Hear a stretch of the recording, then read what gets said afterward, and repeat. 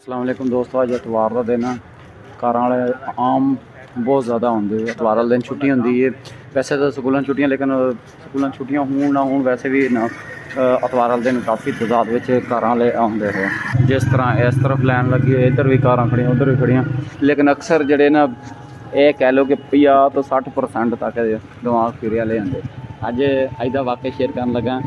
मैं हले उधरों केला लैके आया, 3000 रुपये का क्रेट टुटा हुआ दिंदे, ठीक है। भी 5 कट्टे हुए लैके आए, टोटे मिलते मुख्तलिफ है, यानी कि रेडी वाले पता, दूसरे शायद ना पता हो। पहले ही कार वाला निकले जी, उधरों आले लैके आया। पहले तो मोटरसाइकिल वाला ठीक है, इधर मोटरसाइकिल वाला आया। ए केले यार किस तरह लाए? मैं क्या यार 160 रुपये, चलो 150 दे देना, बिस्मिल्लाह पढ़ते पे। असी का मुलाजम हाँ जी, असी मुलाजम होने, साढ़ा की ख्याल करना मुलाजमान मेरे वो मुलाजम हो, साढ़े ना नौकर हो। मुलाजम तो चाहे मुलाजम कहते जो काम करने वाला काम करते हो, तो तुम अपनी दिहाड़ी देंगे। मैं क्या मुलाजम तो भरा जी, जो पैसे बनते वही लैने। तो इस मुलाजम तो फिर के फिर है जी, असी तो कारपोरेशन वाले जो रेहड़ियाँ चकते होंगे, असी ना साढ़े को डरना चाहिए रेहड़ियाँ। वो मैं क्या डरते असी खुदा को, तुम खुदा थोड़ी भी डरते। रेहड़ियाँ बाहर चकते, इतने ना प्यो की जरूरत है भी तू रेहड़ियाँ चकनियाँ। फिर मैं क्या असी खुद मीडिया वास्ते काम करते, सानू ना गल्लां सुनाया करो।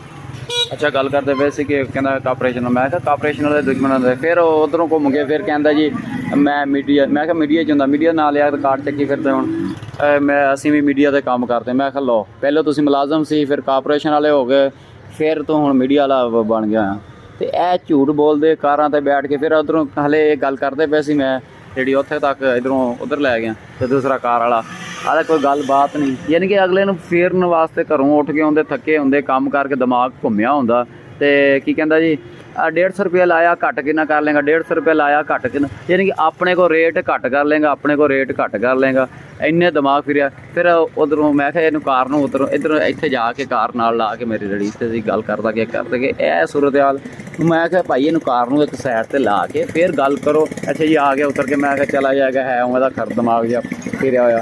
तो लेकिन वो कार जरा ना अगे ला के आन के कहता जी हाँ बई हुण की लाएगा। मैं क्या भाई मैं तेन एक दफ़ा गया, सौदा मेरा मिक्स हो। पर हाल सारी गल का खुलासा यह है कि खुदा को डरना चाहिए, सौदा अखलाक ना बेचना चाहिए, लेकिन किसी को डरन की जरूरत नहीं। जोड़ा तुहाडा हक बनता, मसलन मिक्स करके सौदा इस तरह जिस तरह बनया होया उस तरह ही पा के दो, ठीक है। बाकी तो सारे मामला चलते रहते, कोई भी फौजी हुए, जज हुए, पुलिस वाला हो, किसी को कोई डरन की जरूरत नहीं।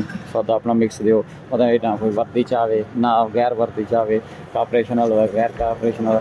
रोड तो तुम रूल ना तोड़ो, फिर रस्ता ना बंद करो। ये इजाज़त चाहवांगा। अल्लाह हाफिज़।